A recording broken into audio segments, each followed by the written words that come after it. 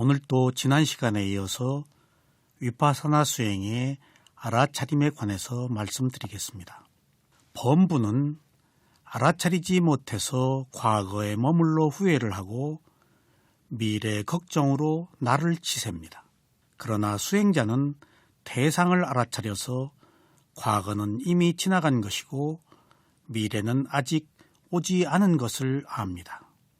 수행은 과거나 미래가 아닌 오직 현재에 머물기 때문에 후회가 지혜로, 걱정이 희망으로 바뀌는 것을 말합니다. 우리가 하는 일 없이 살다가 죽는 것보다 보람된 일을 하고 죽는 것이 좋습니다.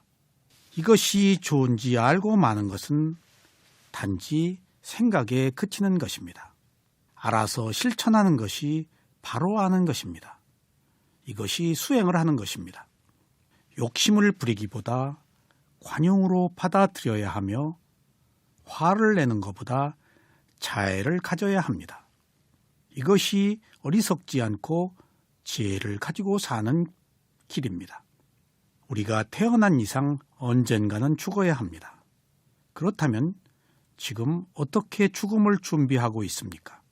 만약 죽음을 준비하고 있지 않다면 현재에도 괴로움 속에서 살아가야 하고 미래에도 괴로움에서 벗어날 길이 없습니다.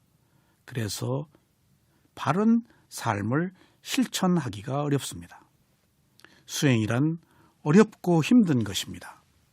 그러나 과연 이 길 외에 더 잘 사는 방법이 있는가 생각해 봐야 합니다. 없다면 수행을 계속할 수밖에 없습니다. 이 길은 선택이 아니고 인간으로 태어난 유일한 의무입니다. 어떤 사람도 과거로부터 자유로울 수 없으며 또한 미래로부터도 자유로울 수가 없습니다. 오직 현재에 있는 대상을 알아차릴 때만이 온전한 자유를 누릴 수가 있습니다.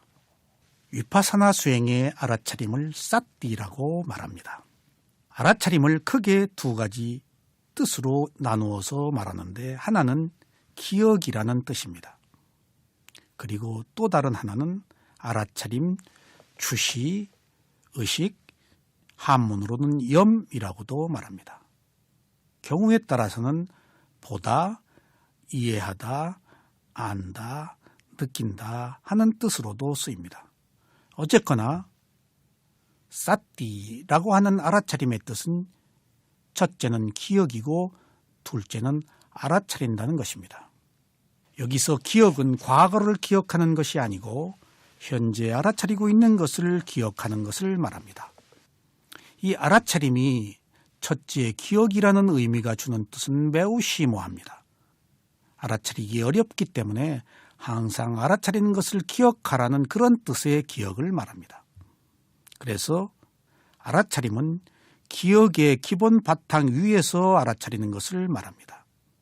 다시 말씀드리면 여기서 말하는 기억은 과거를 회상하는 기억을 의미하지 않습니다. 물론 과거의 기억을 전혀 배제하진 않습니다. 하지만 현존하는 기억으로 모든 것을 수용하는 지극히 정상적인 의식 상태에서 깨어서 대상을 알아차리는 그런 기억을 말합니다. 이때 막연히 아는 것이 아니고 지금 현재의 모든 조건을 분명히 식별할 수 있는 상태로 알아차리는 것을 말합니다. 그러므로 기억이 갖는 의미는 매우 큽니다. 다른 한편으로는 현재 알아차리는 것을 잊지 않고 기억한다는 것을 말합니다. 이때의 기억은 알아차림을 지속시키는 연속성의 의미를 가지고 있습니다. 부처님께서는 대념 적용에서 이렇게 말씀하셨습니다. 수행자는 깨달음의 요소인 알아차림을 할 때 나에게 내적으로 알아차림의 깨달음의 요소가 있다라고 알아차린다. 또는 내적으로 알아차림의 깨달음의 요소가 없을 때는 나에게 내적으로 알아차림의 깨달음의 요소가 없다라고 알아차린다. 그리고 아직 생겨나지 않은 알아차림의 깨달음의 요소가 생겨나면 그것을 알아차린다. 그리고 이미 생겨난 알아차림의 깨달음의 요소가 수행을 통해서 성취되면 그것을 올바로 알아차린다. 이렇게 말씀하셨습니다. 알아차림의 의미는 위파사나 수행의 전 과정을 거쳐서 가장 강조되는 말이며 위파사나 수행에서 가장 근간이 되는 말입니다.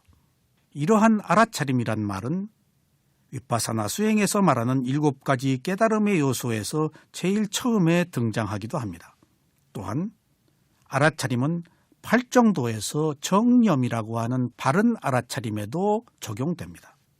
팔정도에서는 정경과 더불어 가장 핵심적인 요인이 바른 알아차림입니다. 또한 알아차림은 수행자가 갖추어야 할 5가지 덕목을 말하는 오근에서도 나타납니다. 오력, 오근이라고 말하는 것은 믿음, 노력, 알아차림, 집중, 지혜를 말할 때 오근의 하나로 여기에도 알아차림이 포함됩니다. 여기서 알아차림은 알아차림과 집중과 노력의 균형을 이루는 데 매우 중요한 역할을 합니다.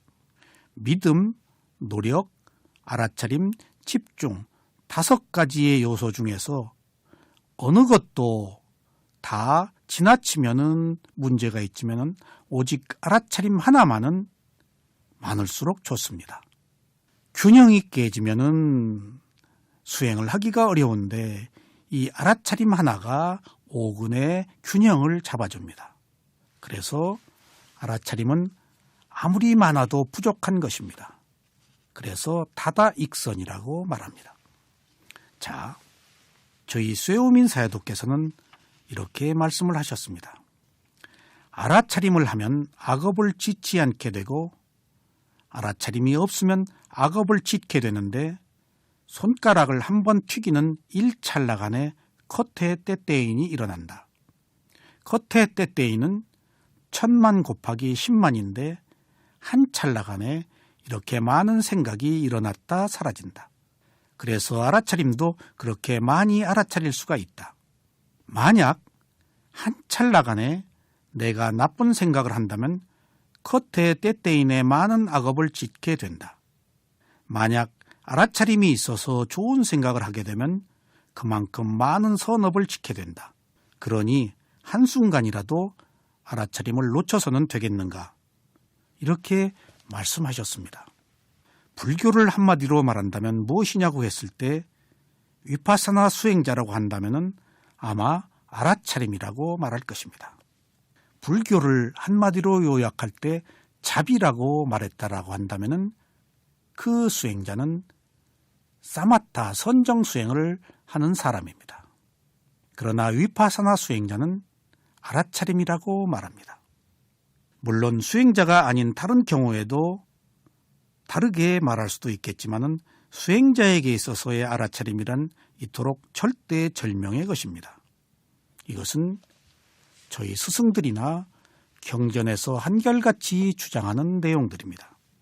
부처님께서 말씀하시는 수행은 이렇게 하는 것이라고 말하는 경전이 바로 사띠빠타나 수타입니다. 그 뜻은 알아차림을 확립하는 경입니다. 그래서 부처님이 가장 중요히 여기시는 것이 알아차림입니다. 수행 중에 스승이 말하는 모든 면담의 내용을 요약해보면 거의 알아차림이란 한마디로 귀결됩니다. 어떤 질문을 해도 어떤 인터뷰를 해도 스승들은 알아차리라고 말합니다. 그런데 항상 같은 말인데도 알아차리라고 하는 말을 들었을 때와 듣지 않았을 때가 또 다릅니다. 왜냐하면 알아차림이 아무리 많아도 부족한 것이라서 끝이 없기 때문입니다. 그렇게 해서 알아차리는 새로운 습관을 길들여야 합니다. 우리는 많은 세월 동안에 알아차리지 못하고 살았습니다. 감각적 욕망과 게으름, 혼침, 여러 가지 이유로 우리는 깨어있지 못했습니다. 우리는 무지와 가래 속에서 살았습니다. 그러나 그 무지와 가래로부터 벗어날 수 있는 길은 오직 알아차리는 그 순간밖에 없습니다. 그래서 지금까지 해보지 않은 그런 새로운 습관을 우리는 길들이는 것입니다. 다른 수행에서는 오직 집중을 위해 여러 가지 방법을 사용하지만 위파사나 수행은 오직 알아차림을 통해서 모든 대상을 맞이합니다. 알아차림은 오온 중에서 마음의 작용인 행온에 속합니다.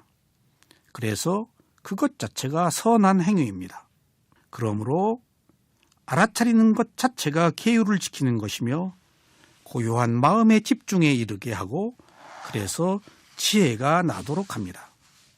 알아차리는 동안에는 탐진치라는 번뇌가 붙지 않기 때문에 그 순간에 온전하게 계율을 지키는 셈입니다. 그래서 알아차리는 수행자들은 특별히 계율을 지키려는 다른 노력을 하지 않아도 됩니다. 우리는 알아차림을 통해서 바른 견해를 갖고 독선에 빠지지 않고 모든 위험과 사고를 예방합니다. 이것은 알아차림이 갖는 특성의 하나로 계율의 측면과 사고의 측면에서 모든 위험을 막아서 보호해 주는 것을 뜻합니다. 그래서 알아차림은 육문의 문지기가 되어 도적을 막아줍니다. 알아차림이 없으면 도둑이 들어와 추인 행세를 합니다. 알아차림은 모든 것을 수용합니다. 그래서 알아차림은 무엇이나 받아들입니다. 알아차림이 있는 상태에서는 못 받아들일 것이 없습니다. 적어도 알아차림을 하는 순간에는 사물의 성품을 꿰뚫어 보기 때문입니다. 그래서 알아차림에는 다툼과 불목이 없습니다. 알아차림에서는 탐진치가 없으며 알아차릴 때만이 관용, 자애, 지혜가 생깁니다. 아는 마음과 모르는 마음이 있는데 아는 마음은 선업이고 알아차리며 모르는 마음은 악업이고 알아차림이 없는 마음입니다. 아는 마음은 알아차리는 마음이라서 깨어서 알지만 모르는 마음은 무지의 마음이므로 혼돈 상태에 있습니다. 그래서 알아차림은 대상을 이성적으로 투명하게 보게 하며 객관적으로 알게 해서 항상 모든 것에 대해서 공평무사합니다. 이러한 알아차림은 언제나 현재에 머물게 합니다. 누구를 막론하고 현재에 머무는 것은 행복의 제일 조건입니다. 그래서 알아차림이 있을 때는 번뇌가 없고 행복이 있습니다. 알아차림은 비현실적인 꿈으로부터 언제나 현실로 돌아오게 하여 항상 건강하고 밝고 온전한 정신을 갖게 합니다.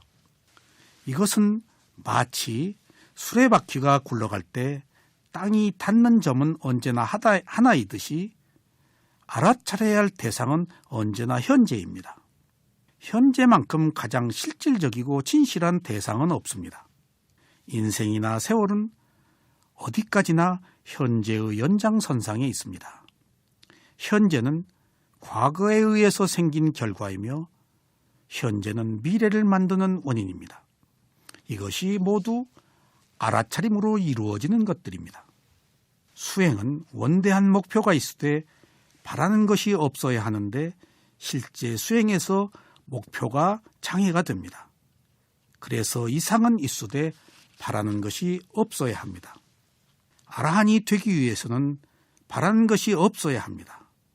그냥 바보처럼 알아차릴 대상이 있어서 알아차릴 뿐이라는 자세가 필요합니다. 병이 났을 때에도 병을 나으려고 알아차려서는 안 됩니다. 병이 나으려고 알아차릴 것이 아니라 병이 났을 때 일어난 온갖 현상을 그냥 알아차려야 합니다. 물론 병이 나면 병원에 가야 합니다. 알아차림은 몸의 병을 나으려는 이런 물질적 현상을 추구하지 않습니다. 오히려 그런 병을 통해서 몸과 마음의 실체를 알아차릴 수 있는 기회를 삼는 것입니다. 다음 시간에도 알아차림에 대해서 말씀드리겠습니다.